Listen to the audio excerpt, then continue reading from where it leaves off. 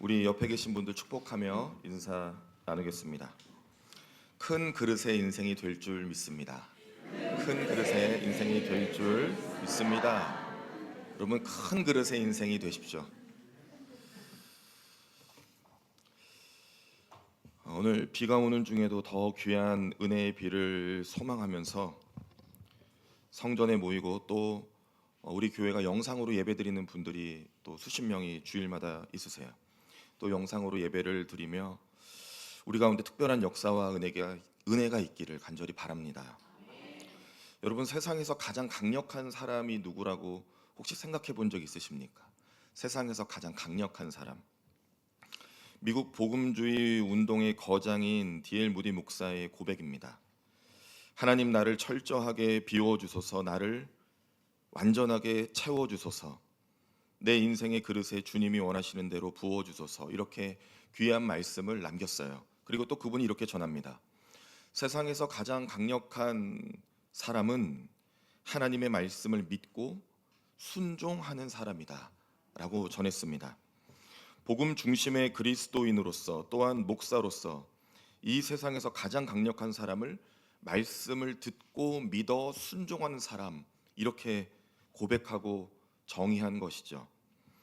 나라고 하는 인생의 그릇을 비워서 말씀으로 순종하고 믿어 채워가며, 그럴 수만 있다면 사람의 눈에는 그리 대단해 보이지 않을지 모르지만 하나님의 거룩한 영향력을 세상에 드러낼 수 있는 귀한 종으로 살아갈 수 있을 겁니다.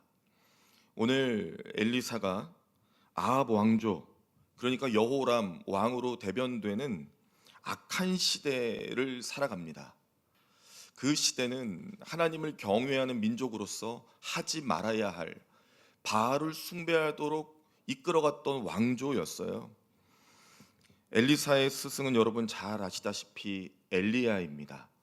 성경에서 선지자 몇 명 꼽아보라고 하면 우리가 흔하게 꼽는 사람 중에 한 분이, 흔하기 때문이 아니라 위대하기 때문이죠. 엘리야를 꼽습니다. 그는 죽음을 경험하지 않고 하나님의 부르심을 받은 선지자죠. 그가 하늘로 올려지기 전에 사랑하는 제자이자 후계자인 엘리사 선지자에게 이렇게 묻습니다. 너를 위해 내가 하나님께 구할 일이 있는가 말해봐라 라고요. 그때 열왕기하 2장 9절에 보면 엘리사가 답을 합니다. 당신의 성령이 하시는 역사가 갑절이나 내게 있게 하소서. 너무나 귀한 고백이고 도전이었는데 엘리야가 듣기에 이거는 본인이 들어도 좀 안 될 것 같은 거죠. 너가 나에게 어려운 이야기를 하는구나 라고 말을 합니다. 그렇게 엘리사가 경험하는 중요한 기적의 일이 오늘 한 가정, 독특하게도 선지자의 제자의 죽음으로 인해서 시작이 됩니다. 죽은 선지자의 제자, 그의 아내가 오늘 부르짖습니다. 엘리사 앞에. 당신의 종, 그러니까 내 남편이 죽었는데 그는 하나님을 경외하던 사람입니다 라고 부르짖어요. 당신의 종, 내 남편, 하나님을 경외하는 사람이었습니다. 그런데 우리 집에는 빚이 있고, 많은 빚이 있고, 그 빚을 갚지 못해서 그것을 빌려준 채권자에게 내 두 아들이 종이 되게 생겼습니다 라는 것을 또 토로합니다. 하나님을 경외하는 선지자의 제자, 또 그의 죽음과 그의 집에 남겨진 빚, 그리고 두 아들을 잃게 된 상황, 이것을 온통 관통하며 겪고 있는 이 한 여인의 모습이 얼마나 고통이고 절망입니까? 만약 이 상황이 출애굽한 이스라엘 백성에게 일어난 상황이라면 그들은 아마 분명히 하나님을 원망하고 선지자 엘리사를 원망했을 겁니다. 그러나 여러분, 잠언 19장 3절에 보면 사람이 미련함으로 자기 길을 굽게 하고 마음으로 여호와를 원망하느니라 라고 나와 있습니다. 우리가 하나님을 원망하는 것은 미련한 것이고 그것은 자기의 길을 굽게 하는 일이라고 성경에 말씀이 나와 있어요. 하나님을 원망하는 일은 자기 길을 굽게 하는 겁니다. 우리에게 경고하고 있죠. 그러나 오늘 이 선지자의 제자, 그의 아내 다릅니다. 원망하지 않아요. 원망하지를 않습니다. 다른 걸 선택합니다. 그의 믿음의 선택을 통해서 완전히 새로운 삶으로 나아가게 됩니다. 죽음과 절망의 순간이 하나님이 주시는 은혜의 역사로 바뀌어집니다. 그릇에 기름이 채워지는 놀라운 기적, 우리에게 왜 큰 그릇이 필요한지를 알려주는 정말 중요한 역할을 이 여인이 하고 있습니다. 여러분, 참으로 인생은, 믿음의 삶은 그릇 같습니다.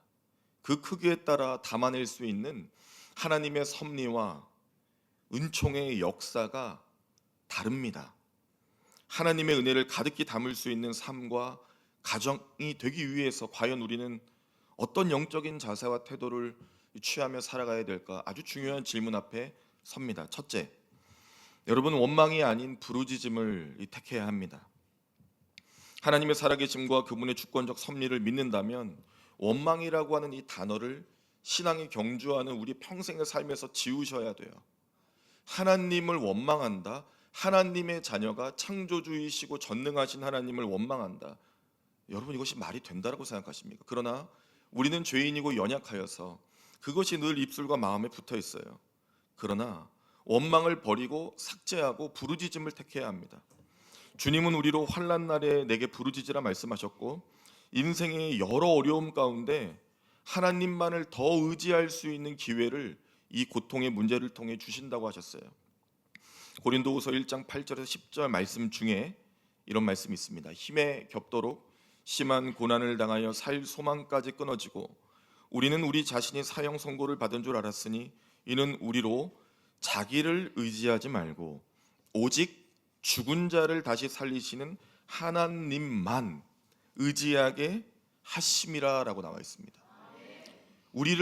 자기를 의지하지 말고 하나님만 의지하게 하기 위하여 살 소망까지도 끊어질 정도의 심한 고난을 당하는구나, 그렇게 바울은 깨달은 것이죠. 하나님을 참되게 믿는 믿음은 여러분 무엇일까요? 고난이 나를 다 피해가기를 원하시죠. 고난이 나한테 안 왔으면 좋겠고 찾아온 고난과 문제들도 쉬이 사라졌으면 좋겠습니다. 때로는 이것이 우리의 바람이고 기도의 방향일 때가 참 많죠. 그러나 여러분, 오히려 고난 가운데 놓여도 거기서 하나님을 경험하는 일이 믿음입니다. 그것이 은혜입니다. 고난이 올 때마다 이거 다 물러가게 해주시고 앞으로 나에게 아무런 고난도 찾아오지 말게 해달라고 기도할 것이 아니라, 고난 가운데, 피할 수 없는 고난 가운데 있더라도 내가 하나님만을 의지할 수 있는 축복이다, 내가 하나님만을 의지할 수 있는 은혜다. 그래서 여러분, 전 이렇게 정의하고 싶습니다. 고난은 하나님을 경험할 수 있는 기회다라고 말씀을 드리고 싶어요.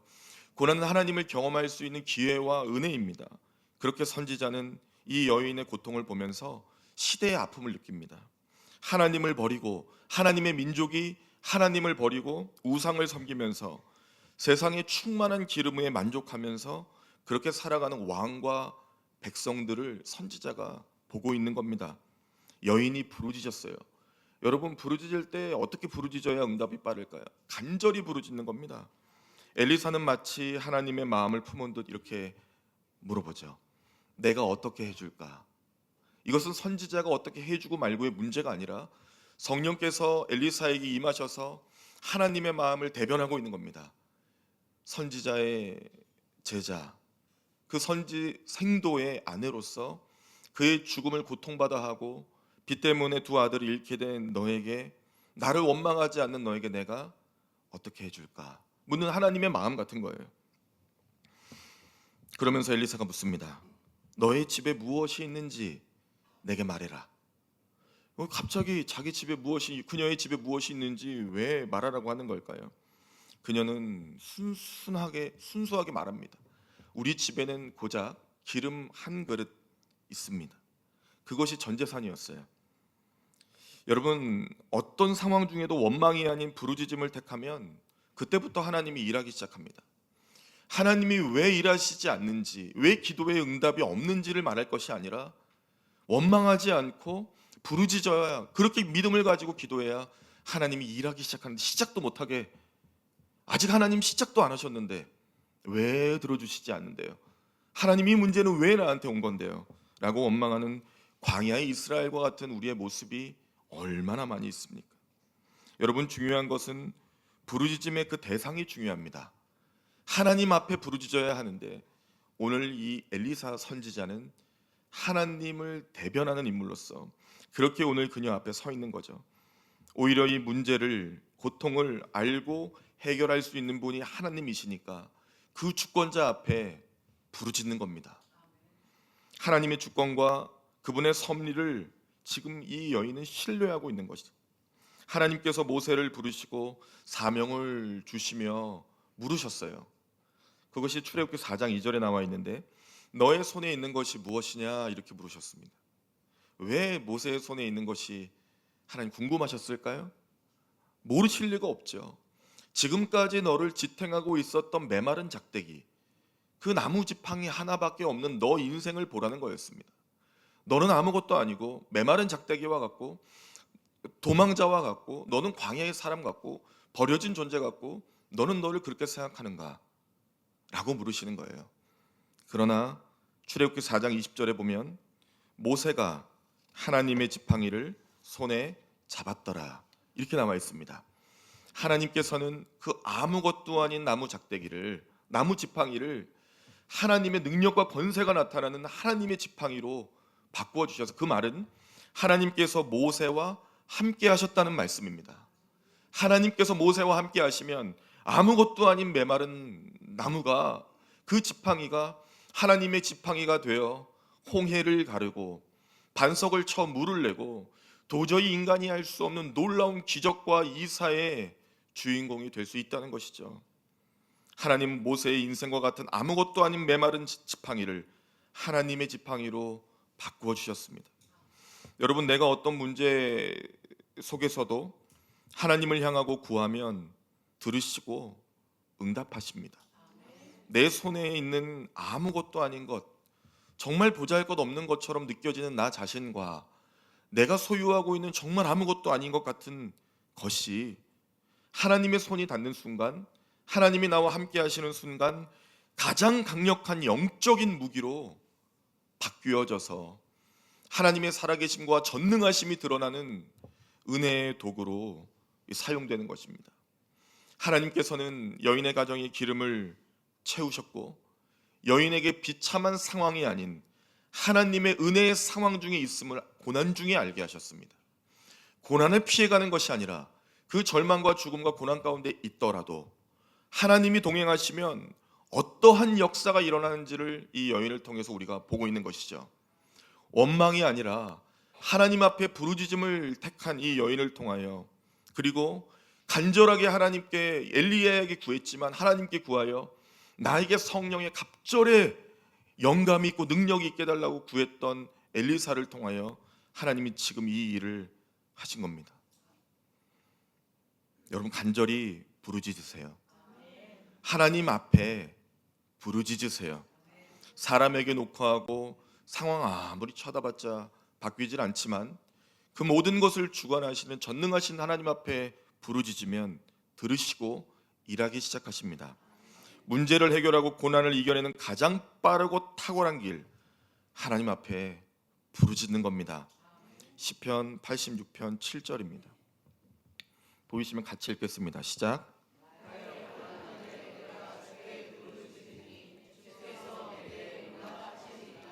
아멘.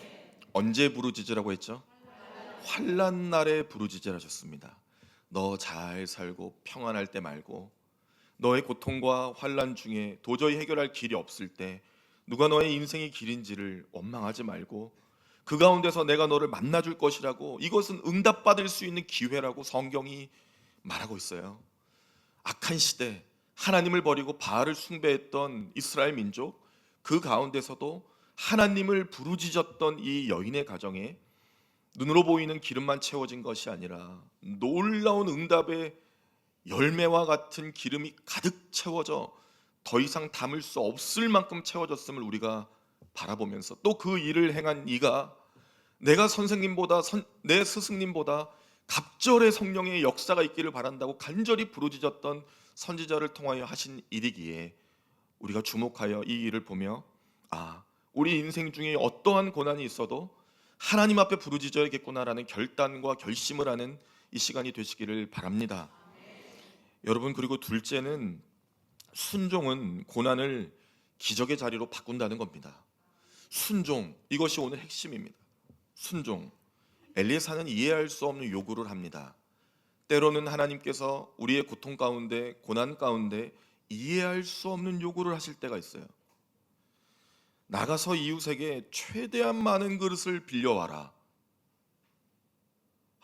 숨 막힙니다. 남편이 죽었고 두 아들이 종되게 생겼는데 다른 것도 아니고 고작 물어본다는 것이 집에 무엇이 있는가 였고, 두 번째로 요구한다는 것이 나가서 그릇을 빌려오라는 거였어요. 도대체 무엇일까? 그러나 이 이해할 수도 없고 따르고 싶지도 않은 지시에 이 여인은 그대로 순종합니다. 여러분, 세상이 얼마나 합리적입니까? 요즘 젊은 세대들과 대화를 해보셨나요? 요즘 대학을 졸업하고 취업을 한 그 층의 젊은이들과 한번 대화를 해보셨나요? 굉장히 이성적입니다. 합리적이고, 그것이 잘못됐다는 것이 아니라 그것이 강화되고 특화된 시대를 살고 있습니다. 과학적인 사고와 논리적인 증명들이 가득한 세대입니다. 그래서 하나님의 말씀이 더 10년 가운데 박히지가 않아요. 그러나 하나님은 자녀의 순종을 통해 모든 걸 초월하여 역사하신다는 것을 여러분 기억하시길 바랍니다. 그녀가 문을 닫았어요. 선지자가 시키는 대로 문을 닫고 기름을 붓기 시작한다는 것은 그릇을 빌려 왔다는 것이죠. 최대한 많은 그릇을 빌려오라고 했고 최대한 많은 그릇을 두 아들과 빌려왔을 겁니다. 그리고 기름을 붓기 시작합니다. 그 기름을 붓기 시작할 때 기름이 멈춰지질 않았고 그 방 안에 있었던 모든 그릇을, 빈 그릇을 다 기름으로 채웠습니다. 얼마나 속 시원한 장면이냐고요.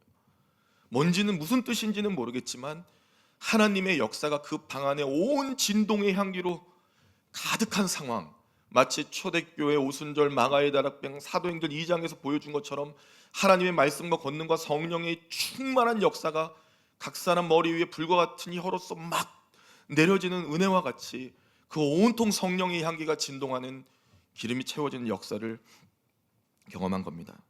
악하고 어두운 시대 중에 성령의 은혜를 갑절로 요구했던 엘리사, 누가 보면 참 당돌해 보일 수도 있는데 엘리야가 얼마나 위대한 선지자인데 그보다 갑절의 영감과 능력 있기를 바랬던 선지자. 제 바람도 그렇습니다. 어떤 목사님 말씀이 좋고 어떤 목사님의 사역이 훌륭하다 하면 저는 항상 모니터링을 합니다. 그리고 마음으로 고백해요. 하나님, 이분보다 딱 2배만. 이분도 인간이고 나도 인간이고 이분도 주님이 부르셨고 나도 부르셨는데 이왕이면 남부교회 담임 목사를 더 귀하게 쓰시기를 기도하면, 이름도 대고 싶지만 참겠습니다. 하나님께서 하신다면 그것이 뭐가 어렵고 갑절이 뭐가 중요하겠습니까? 하나님이 일하시는 순간 갑절이 아닌 거예요. 이거는 뭐 몇 배 환산할 수 없는 겁니다. 기름이 가득 채워졌어요. 하나님의 은혜가 놀랍게 쏟아졌습니다. 죽은 것 같은 세대에 하나님이 원하시는 일이 무엇인지를 분명하게 보여주시는 거예요. 시대는 죽었어요. 왕도 백성도 바알을 숭배하는 시대가 되어버렸습니다. 그러나 하나님께서는 그 세대를 버리지 않으시고 죽은 것 같은 세대 속에 무엇을 너희들이 나에게 바치면 내가 이 성령의 충만한 역사와 기름과 구원을 주실 것인지를 말씀해 주신 것이죠. 순종입니다. 하나님 말씀의 순종이 오직 하나, 그것만 하면 되는 건데요. 이게 어려운 거예요. 여러분, 하나님은 이 빈 그릇 정도 채우시는 하나님 아니십니다. 온 세상을 채울 수 있는 전능한 하나님이세요. 그러나 존재하는 것만 채우셨어요. 더 많은 것을 빌려오고 싶지 않았을까 싶습니다. 선지자의 아내는, 그 생도의 아내는 내가 왜 이 정도만 가져왔을까? 밖에 있는 뭐라도 더 가져올 걸. 이게 다 돈이고 생명인데, 그러나 그런 내용은 하나도 없어요. 오직 그 방 안에 있는 그릇만 채우셨습니다. 메시지죠. 여기서는 더 채우는 게 목적이 아니에요. 믿음으로 순종하여 준비한 그릇만 채우십니다. 그냥 막 부으는 게 아니에요. 믿음으로 순종하여 준비된 그릇만큼 하나님의 일을 경험할 수 있어요. 말씀의 온전한 순종이 작은 믿음의 그릇을 크게 만듭니다. 말씀에 온전하게 순종해야 우리의 이 작은 믿음이 커진다고요. 이 믿음의 그릇이 커져야 담지요. 하나님의 은혜는 바라면서 말씀에 순종하지 않고 그 그릇도 존재하지 않는데, 그릇의 크기가 뭔가요? 그릇도 존재하지 않는데 뭘 그렇게 달라고 하는지 모르겠어요. 순종은 하나님의 은혜를 담을 수 있는 그릇을 점점 크게 만듭니다. 하나님의 말씀에 오늘 순종하고 내일 순종하면 그 다음 날은 더 커진 그릇을 소유할 수가 있는 것이죠. 시편 81편 10절, 나는 너를 애굽 땅에서 인도하여 낸 여호와 내 하나님이니 내 입을 크게 열라 내가 채우리라. 아멘. 입을 크게 열라고, 채우겠다고.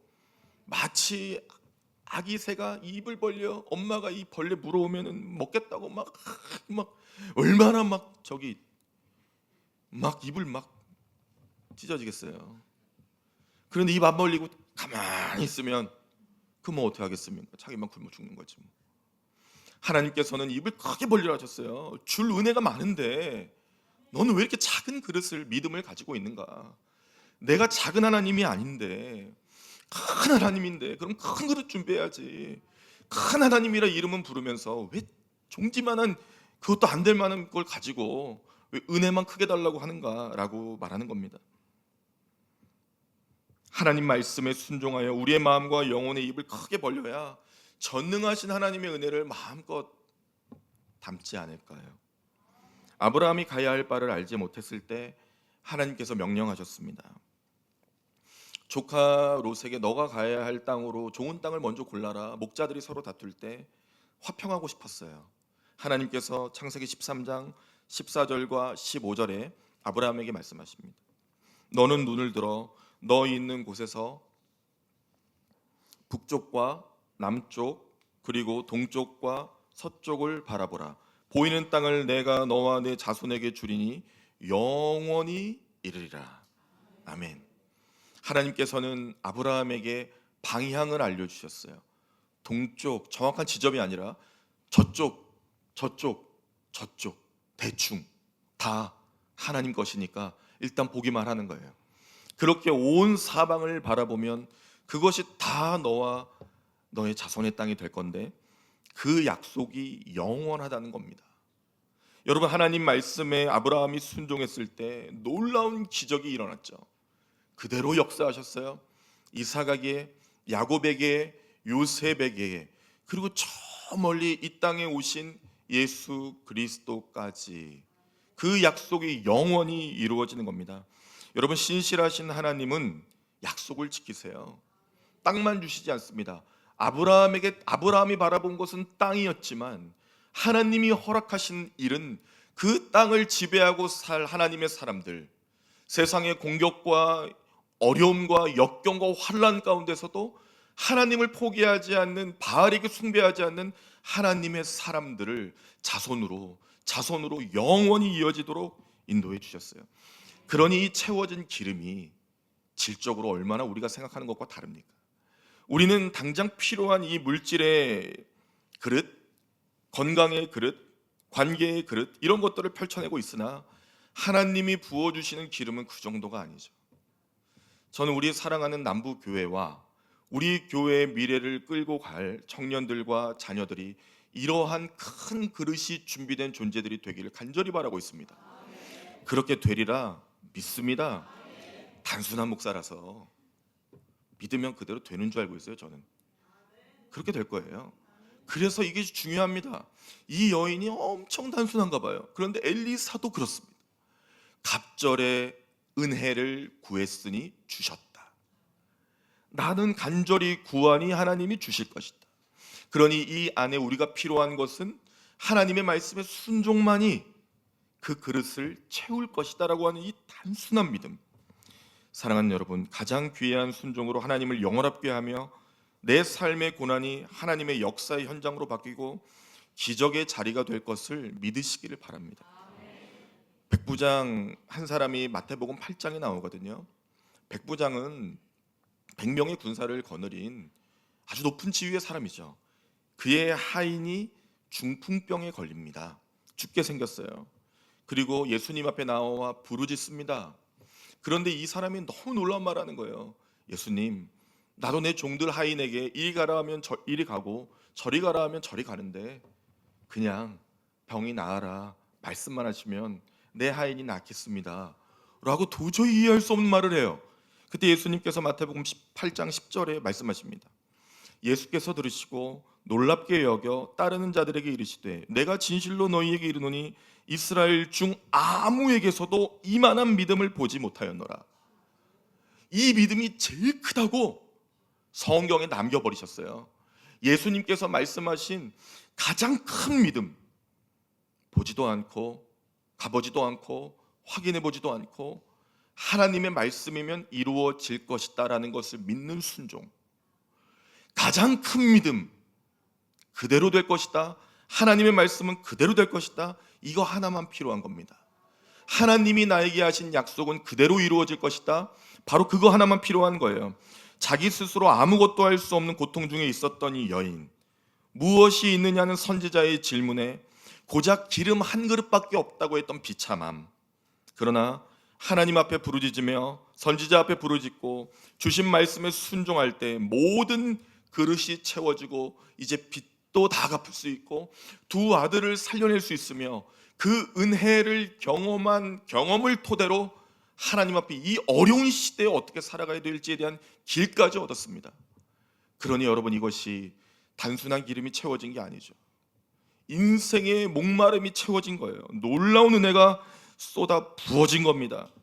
악한 아합 왕조의 우상 숭배와 패역하여 하나님을 멀리하는 백성 중에도 가난했지만 큰 고통 중에 살 소망이 끊어진 듯하지만 그 가운데서 하나님이 함께 하심을 눈으로 보았어요.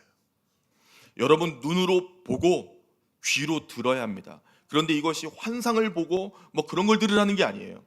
하나님의 일하심을 보는 거죠. 하나님의 일하심을 통하여 하나님의 살아계심을 보는 겁니다. 그리고 들리는 말씀을 통하여 성령이 주시는 말씀을 듣는 거예요. 이것은 나에게 주신 하나님의 말씀이구나. 그러면 순종하는 거죠. 그러면 따르는 겁니다. 고난 중에도 환난 속에도 아무것도 아닌 나를 사랑하셔서 자기 독생자 예수 그리스도를 아낌없이 내어주셔서 십자가에서 죽이셨어요. 하나님의 사랑이 도대체 얼마나 큰지 알 수가 없습니다. 이건 우리가 알 수 없어요. 알 수 없습니다. 하나님의 놀라운 사랑이 예수 그리스도의 십자가 안에 담겨 있어요. 때로는 나의 작은 것, 때로는 죄인된 나의 연약함, 나의 안타까운 모습까지 사용하셔서 믿음으로 부르짖고 순종하면 은혜의 도구로 하나님의 역사의 자리로 바꾸시는 하나님을 여러분 경험하시길 바랍니다. 내가 쥔 것이 작은 것이 아닙니다. 내 소유가 작은 것이 아닙니다. 하나님을 믿으면서도 온전히 그분을 구하지 못하는 믿음의 그릇이 작은 겁니다. 큰 그릇을 준비하세요. 하나님이 부어주실 은혜가 보이셔야 되는데요. 하나님께서 우리 교회에 부어주실 놀라운 은혜가 바로 앞에 있는데요. 만약 그렇다면 여러분 어떤 믿음의 순종과 그릇을 준비하시겠습니까?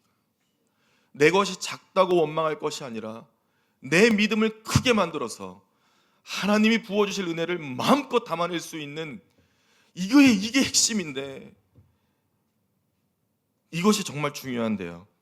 여러분, 원망이 아닌 부르짖음으로 간절한 기도로 나아가세요. 하나님 말씀의 최선의 순종으로 이 고난이라고 하는 포장지로 쌓여진 은혜라고 하는 선물을 꼭 발견하시길 바랍니다. 하나님의 은혜는 고난의 포장지로 쌓여 있을 뿐이에요. 그것이 벗겨지는 순간 하나님의 놀라운 은혜가, 이 땅의 로또보다 비교 안 되는 은혜가 분명히 발견될 겁니다.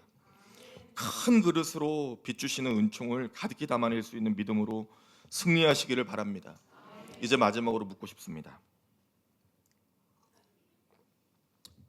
얼마나 큰 그릇이면 좋으시겠습니까? 입으로 답하지 마세요. 어느 정도의 큰 그릇이면 좋으시겠습니까? 얼마나 큰 그릇이면 좋을까요?